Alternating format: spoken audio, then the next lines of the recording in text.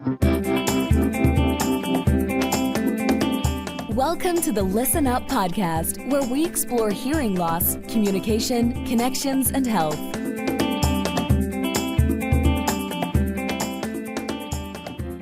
Hey everybody, Dr. Mark Sims here. I'm the host of the Listen Up podcast, where I feature top leaders in healthcare. This episode is brought to you by Listen Up Hearing Center. I help patients to effectively treat their hearing loss so that they can connect better with their family and friends and remain independent. The reason I'm so passionate about helping patients with hearing loss is because I lost my brother Robbie twice, first to his hearing loss, and then when he passed away later, he had radiation to a brain tumor, which led to a progressive hearing loss. I only care for ears. I'm the E of ENT. I've performed over 10,000 ear surgeries and taken care of many more with hearing loss. I'm also the founder of Listen Up Hearing Centers, and I'm the author of a book of the same name, Listen Up, A Physician's Guide to Effectively Treating Your Hearing Loss. If you want to learn more about it, go to listenuphearing.com. Hey, I have a great guest today. It's Nicholas Pitt. He is currently the Vice President of Business Development for Optimal Hearing, and he has some updates for us to share. He's helped to grow the practice through dedicated patient care and servant leadership. Prior to joining the family business, Optimal Hearing, Nick enjoyed a career in international education that took him all over the place. He's been to great places: Buenos Aires, Thailand, Istanbul, and Tokyo. With his educational background, he's focused on empowering his patients and colleagues to make the best information available to make informed decisions. Having contributed to the growth and success of Optimal Hearing during his tenure, he's now focused on taking those lessons he's learned in managing a large private practice to help others reach the same goal. And that's a large part of what we're going to explore today. Hey, Nick, welcome to the podcast. Thanks for coming on and thanks for your time. Thanks for having me, Mark. You doing well today? All is well. Thanks. I appreciate you asking. It's for the listeners, not that it matters. This will be evergreen, but it's a Friday afternoon. So Nick and I are kind of wrapping up our weeks, put in, a lot of hard work and great patient care. So it's actually fun to kind of wrap up the week having a nice conversation with a colleague. So this is a really fun experience. So Nick, in the intro, I talked about, optimal hearing and those things. I'll give the punchline. The organization's been acquired, so you're now working for that organization. I think it's part of HearingLife, which is great. But what I'd love to hear from you is the journey and the lessons that you've had, obviously coming from that background, and kind of your take on the circumstance or what things you've learned and what you can impart as wisdom. So tell me a little bit about like when you first got into the hearing space. What was it like? What did you find, and what were your thoughts? Absolutely. So I'm a third generation hearing instrument specialist. My grandfather started Optimal Hearing way back when it was the Beltone Hearing Aid Company in Savannah, Georgia, one of the first Beltone franchises in the South, well, the true South. And that was in 1961. Wow. My father joined the practice back then it was just called a business. It wasn't called a practice, right? It was in 79 and helped my grandfather kind of grow from what we call a one bud office to a multiple location operation in Southeast Georgia. Flash forward, let's say 20 years later, and I'm joining the practice in 2014, flying home from Tokyo, Japan with my wife and 11-month-old son. As someone who knows absolutely nothing about selling hearing aids or helping people hear, my career was international education. I was teaching English and Spanish, second language acquisition, basically, throughout the world. So here I am, the boss's kid. You know how this story goes, right? The boss's kid flying back, and I'm going to, fix everything, know it all. And, I found out very quickly it's more valuable to listen up than it is to talk, especially when I will trademark that phrase for you, Mark. Listen up, and listen to people who have done this for a lot longer than me. Not only my family, but the people in the company had years and years of experience. And here I am, just, like I said, the boss's kid, a little green, wet behind the ears still. And I'm going to fix things. So what we had when I arrived in the company, was what I like to call it a loose confederation of practices operating under the same brand, right? It was Optimal Hearing. But if you walked into Optimal Hearing in Columbus, Georgia, or Atlanta, Georgia, or Bluffton, South Carolina, Hilton Head, each one of the offices, each one of the practitioners, even though they were all wonderful, great people, they were kind of operating as their own self Entity, right? entity. Yeah, yes, we were Optimal Hearing on the sign on the wall, but there wasn't a whole lot of camaraderie. There wasn't a whole lot of collaboration, and so what I saw my highest and best use was taking this loose confederation and trying to stitch them together into a true entity, a true company, through establishing core values, mission statements, what's our shared vision, and bringing everyone on board and collaborating towards finding some common ground to build more of a cohesive unit. So, Nick, the hearing was optimal, but optimal hearing was not optimal. Correct. Yeah, I guess you could say that. So that everyone was great at the hearing part of that, but you're right. It was definitely not a collaborative, optimal team. We were not optimized, so to speak. So what were the immediate challenges you faced as you tried to do that? Well, in the first year, let's just say we had my second child. I got from 0 to fully licensed in the first year. Took over the overall bookkeeping because of some crises in the accounting office, and basically ended up trying to figure out from start to bottom how this business worked.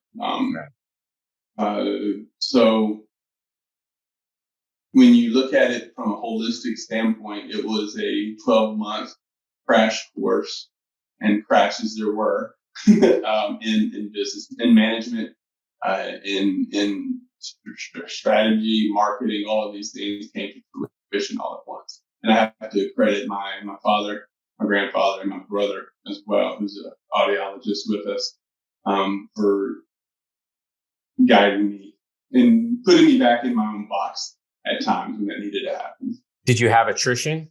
Did you lose people in that time? So yes, I viewed myself when I read a very good book about putting the right people on the bus. Right, so a bus driver has to put the right people on the bus, but also if all he did was put people on the bus, you'd end up with a very crowded bus. So you also have to let people off of that bus. Right. So there definitely were some transitions, tempers flaring. This isn't the way we've always done it. My way or the highway. Not a whole lot of that. But there were instances of, I don't want to change. Right. I would expect. That's always challenging. It's always challenging. And again, just being the boss's son, you don't want to, and he didn't want me ruffling feathers either. Sure. So imagine that, right? So there was two-way net management. You had to manage your family's expectations and then within the organization. So that's challenging. Yes. So very much a family business. I didn't realize until just recently that people didn't talk about hearing aids when they were on family vacations or holiday tables and things like that. I didn't realize that people had conversations outside of the hearing space when they were carving the turkey. Meaning they don't talk shop. Exactly. But if you're not in family business, if you're not in family business and it's not all you do, it's not all encompassing, then that's not all bad. Compartmentalizing it to some extent, I think there's something nice about kind of turning it off and turning on a different switch or something. So you kind of had birth by fire or baptism by fire your first year. So it sounds like by that point, Nick, maybe you had a better idea. So what was your, let's say, phase 2? So phase 2 was execution. All right, strategy is great, but most practices don't fail because they have a great, the strategy part failed. Most practices or businesses fail because of the execution piece of it. Right. So here comes the hard part is getting all these different cogs. And by this, as we were going through this, we're growing as well from, I believe, 19 locations, 10 employees. Most of our employees would have a home office and a satellite office that they go to. That's the model that we've gone by. So 10 providers, 20 offices, and over the first, I guess it was 8 years, we grew to 41 practices and 20 providers. So what you try to do is grow it, but the larger something gets, the larger a practice gets.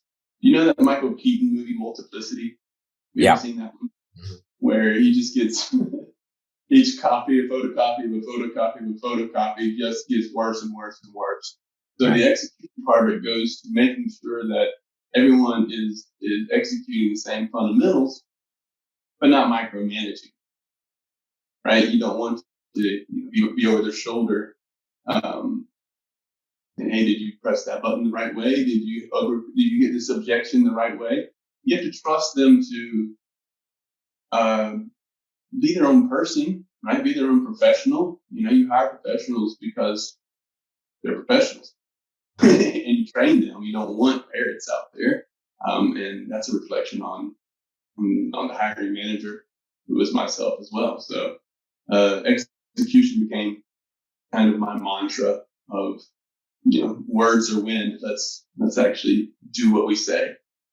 And I think that's where a lot of practices maybe fall short, is on the actual implementation of the fluffy goals that we heard at the conference. Let's do it.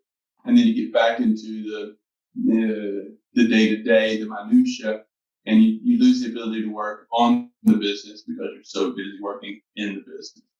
And this is a long answer to a short question. But when my brother joined the practice after audiology school, he had to go straight into dispensing and fitting hearing aids, right? Because that was the vehicle, the engine that fuels the machine, right? It stops as soon as, and so he didn't really have the opportunity to work on the business. And I came in, and luckily, because the business was doing well, I could actually work on the business doing these more philosophical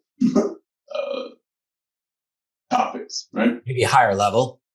Yeah, well, because they're structural, implementation things rather than what happens in the chair with the one-on-one with the patient, right? Right. Yeah, more organizational, managerial style as opposed to I'll get to you at 6 o'clock once I finish my day. So. And so when you're trying to standardize something like that, that's pretty challenging. So how did you do that? So you would come up with best practice, I assume, or something of that nature? Absolutely. We developed our own best practices. Well, obviously, again, by listening to others and observing what works, and adopting that to what fits our model. What works for someone else doesn't always work for you, right? If everybody else already knew how to do it, then they would be the McDonald's of hearing aids, and there is no McDonald's of hearing aids. And establishing meeting cadences is very important. I found, especially to get together with purpose. Rockefeller habits, daily huddles, weekly huddles, monthly. We kind of scaled it back. We found that we don't need to talk to the whole company every day. That gets a little bit monotonous, and we don't need it. So we had a weekly huddle, right, where the company would get together once a week, establish what our goals were for the coming week, kind of go over effective communication, make sure everyone has the information that they need. What marketing is out there, what challenges are we having. You got to understand, in 2013, 14, there was this little fledgling organization called True Hearing that was getting started, right? And so that was always, a big topic was, the third parties and what are we doing? We pulled out of all of those, several years ago. That's a whole different podcast. It is. It is. But establishing the meeting cadences, getting together as a team once or twice a year, not only for camaraderie, but also for the reestablishment, the instillment of the core values of a business, I think is incredibly important. And what I really liked about the process that we did was it was the way in which we kind of identified our core values was organic. It had the whole company was there. Right? We were discovering this ourselves. And, that way we had our new team members coming in. It was already part of your culture. Yeah. And it wasn't so top down. Right. These are our core values. You must observe them. It was more, hey guys, this is what we determined a couple of years ago as our core values. So even though the ones who didn't agree with it probably left. So they select themselves out very quick. Right. And I've always said that, any violation, I'm looking around, any violation of our core values is grounds for termination if you haven't already quit. Right. Well, that's great. But how about as a practical matter? Like, how did you, would you go over these with people? Was it part of your training, your onboarding? Did you have manuals? I mean, sometimes like the policies and procedures become onerous. Like it's like a Encyclopedia Britannica. The core values was part of our hiring process. Right. I would literally sit there and there would be a poster of our core values on the wall. Choose one of those which you feel resonates with you most strongly and why. Right. Usually everyone points to integrity. That's the easy one. But there, professionalism, drive, enthusiasm, batteries already included. We were a company of self-starters. If you required micromanagement, I'm not going to count your phone calls for you. I'm not going to sit over your shoulder with a time clock. In fact, we didn't even have a time clock for most of our providers until we were forced to. But that's it. Because you trust professionals to be professionals. Right. Right. And you can put your head on your pillow at night knowing that there be people are being taken care of. Did we bat 1,000? No. Right. And I still cringe sometimes at what I have stories I have heard, in the post-employee analysis, we call it, of me covering their office for them. Where's Bob? He told me. No. But so, right. It's about being fiercely loyal to your brand, your company, your organization, fiercely loyal and making sure that there is no tarnish, no blemish on. And if there is, use that as a learning experience. Sure. And so, what were the tactics you used to get people who were resistant to the standardization using the core values? Yeah, everyone had freedom within the framework. There's freedom within the bounds of what's expected. My father borrowed this from Rotary, and I took it to heart. You got to do what's right for the patient, do what's right for the company, right, for the practice, do what's right for we usually said the manufacturers or whoever you are, buying product from in our world. You don't want to lie, cheat, and steal. And also, you got to do what's right for you as a provider. You can't continue to bend over backwards, and there's no other profession, I'm convinced, out there that feel that works for free as much as we do. Right? Not saying it's justified or unjustified, but I don't know anyone else. Let's just say you had a Chevrolet. I don't know anyone else who would drive a Chevrolet to a Ford dealership and expect it to be fixed for free. Right. But how many people have come into your clinics with something purchased from somewhere else and you're saying, hey, did you just fix this for me? And nine times out of 10, it's like, there you go, have a good day, right? So definitely it's having freedom within that framework, but also understanding that we deserve to be compensated as professionals as well. Sure. And that's why we do what's right for you. You do what's right for everyone involved. You can't give away the farm, right? Sure. Well, without revenue, nothing goes on, right? And so ultimately the lights have to stay on and people have to derive their paycheck from some sort of activity and financial activity, right? Right. So I guess that's what it does is if you allow the core values steer your decision making process.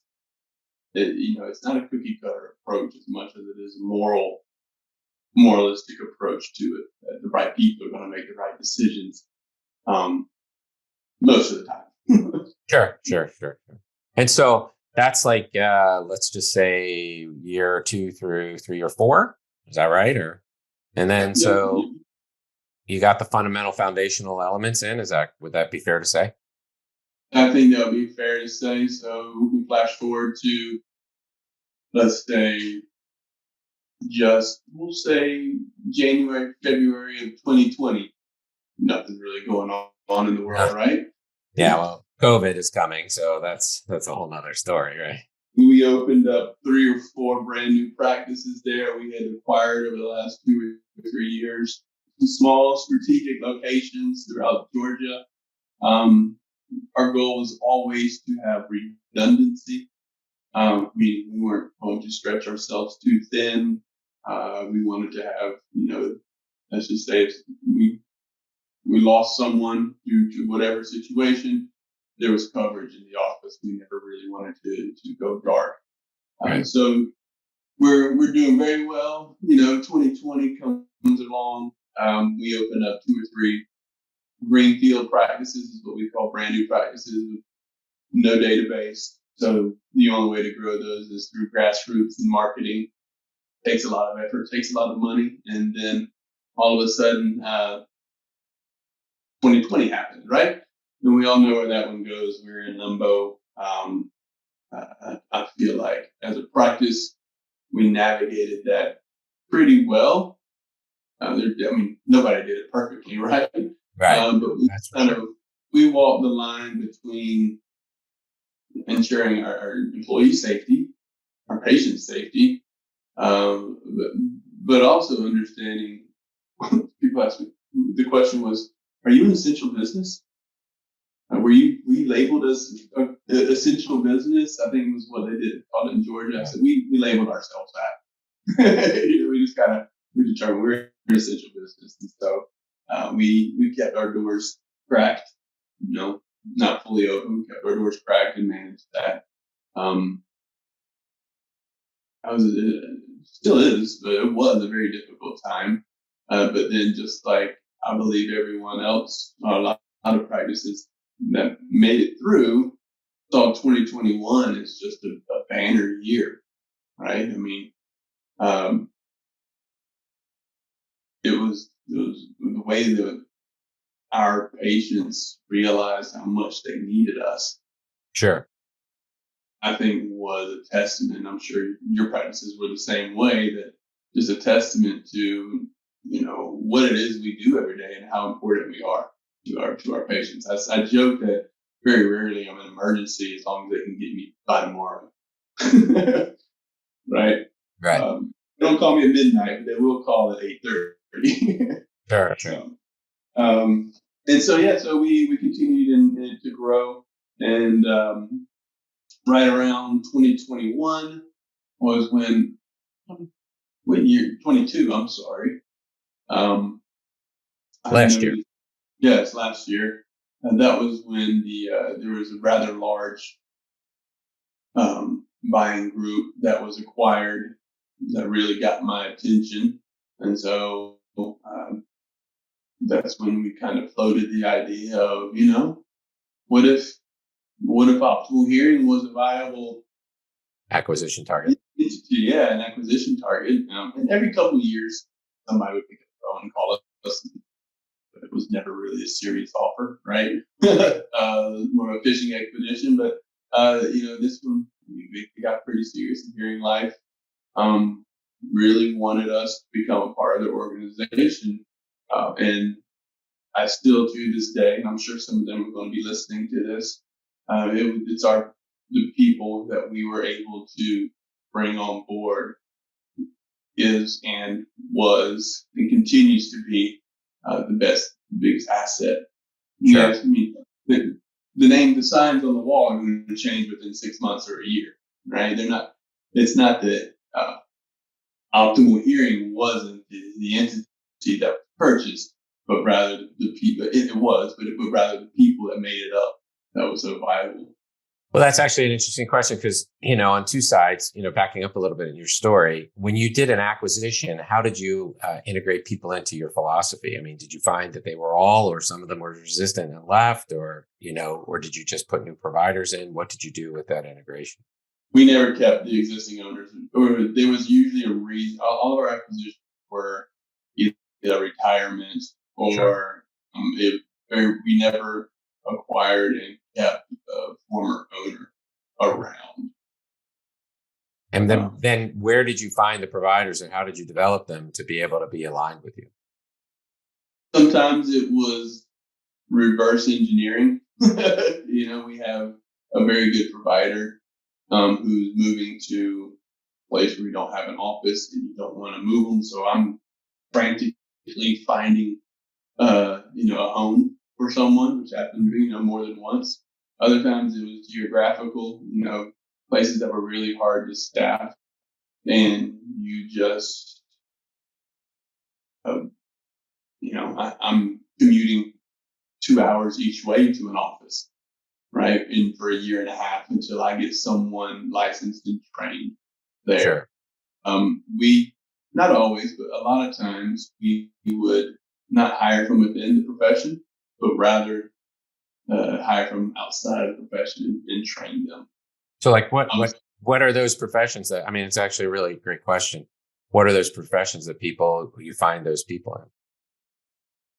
Just out of curiosity. I mean, I'm thinking HR, people who are in staffing have done very well for us because if you think about it, it's establishing relationships and it's going long-term relationships. Same with staffing. You're going to be going back to that same well several times, hopefully. Let's see. They've really come from across the board. And we've had TV producers, CNN news producers. We've had waitresses. We've had teachers. I can't say it's any one profession as much as it is a personality type. I've had, come up to me, prospective employees, basically tell me, drive 2 hours, tell me why I'm going to hire them. Well, that's okay. You select yourself into this profession. And very rarely do people last 1 or 2 years.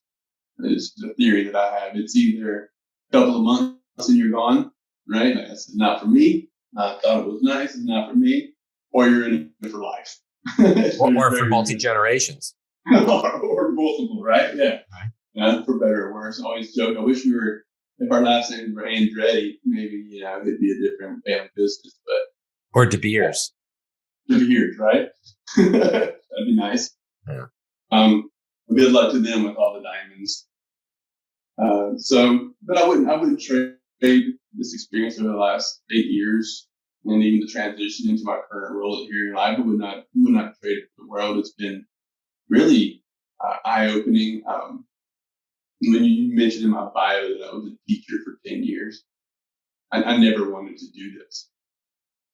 Right? I never wanted to, sell hearing aids because it was just, that sounds boring. I can't imagine doing that. But once you get into this profession and realize the nuances of it, the way that you're helping people, genuinely helping people, right? It really is. You get hooked. Well, I think that's one of the things you're finding. I mean, some of these other professions, people are helping people, but the impact might be better, right? Like, so I guess by example, somebody who is helping people with their cell phones is helping with technology, and they're helping people connect and communicate, but not nearly as profoundly as somebody who's treating somebody's hearing loss. So I think there are people who migrate from other areas because they are helpers, like teachers are helpers, HR are helpers, all these people, but they want to have a greater impact. And it's instantaneous, right? Right. We turn them on and it smiles. Whoa, that's a powerful moment. And if you look back at any of those times when you see the first time a child is hit with a BTE, the reaction, and if you don't get a tear in your eye, you're not human. Right. Fair enough. Yeah, I hear you. And so where, you've had a lot of experience, you've looked at kind of the space or whatever you want to call it, the industry, hearing care. There's a lot of different ways to refer to it, with kind of a macroscopic eye. So where do you see it all going? Nowhere, meaning it's not going away. Not that it's not going anywhere, meaning it's. I just had just before this interview a patient that I was plugging in the webcam and running a test. I think she thought I was going to do a remote hearing test with someone or something along those lines. How do you do this from a computer? I said, you don't. You can try, and yes, there may be a certain portion of the population that finds success there, but I think there is nothing that's going to replace the professional human touch. Unless they can solve hearing loss with a pill. That's the only. Right. And I think we're several iterations of the FDA away from that, right? So. Right. Well, how about for you? Where do you see yourself fitting in the whole hearing space? I love what I do. I am still an educator and trainer at heart. I think I'm currently very involved in our state society. I'm the president of our state hearing society. So if you ever want to come speak at one of our conferences, do you ever do that? Do you ever? I do. Sure. Mm-hmm. When we have one in July, I'll talk to you about that. Okay, fair enough. And I want to put you on the spot with hundreds of thousands of followers, wondering what Mark Sims is going to say. Fair enough. But no, I think that's my first and primary goal is to ensure the successful transition of optimal hearings, into hearing life, and I think that's important for multiple facets because, I owe it to hearing life, I owe it to my patients, and I owe it to my colleagues to make sure this is possible. After that, I'm hoping to transition into a more educational training role within the organization. A kind of a coaching the coaches type of thing is something that I feel would be very, very valuable. And just see where it goes from there. But that's where I see myself. I never want to leave. I'll back up. I never want to leave actual fitting and seeing patients. I think it brings a certain degree of genuinity, honesty to it when you actually practice what you preach. Right. So you can coach people if you're actually practicing, right? Yeah. It's like, oh yeah, I'm sure you can say whatever you want to from your ivory tower, sir.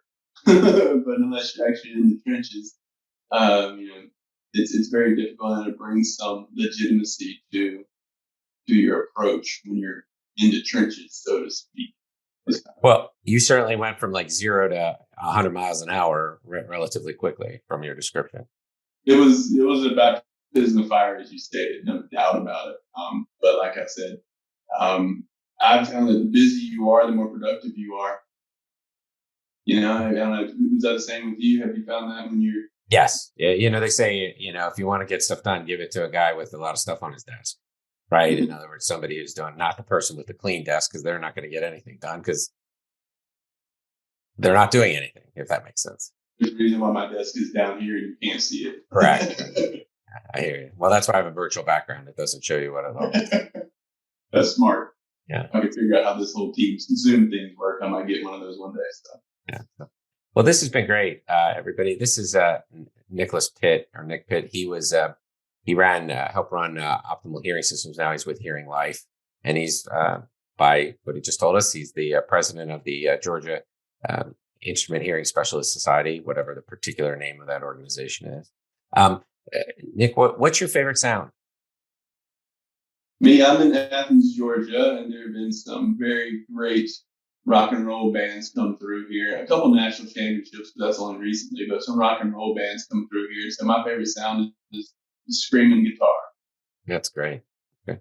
And Nick, if people want to get a hold of you, how would they do that? Right. My email address is ncpt@hearinglife.com, or they can just reach me. Usually connect me on LinkedIn is one of the easiest ways to get in touch with me.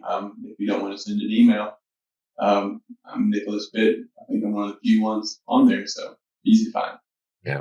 Well, this has been great. I really appreciate your time coming onto the podcast and sharing your experience of kind of getting into the hearing space and then scaling and then actually turning over your organization, or in the midst of turning over your organization. I really appreciate your insights. This has been a great episode. Thanks a lot, Nick. Thank you, Mark. I appreciate your time this afternoon. Take care. You too. Thanks for tuning in to the Listen Up podcast. We'll see you again next time, and be sure to click subscribe to get updates on future episodes.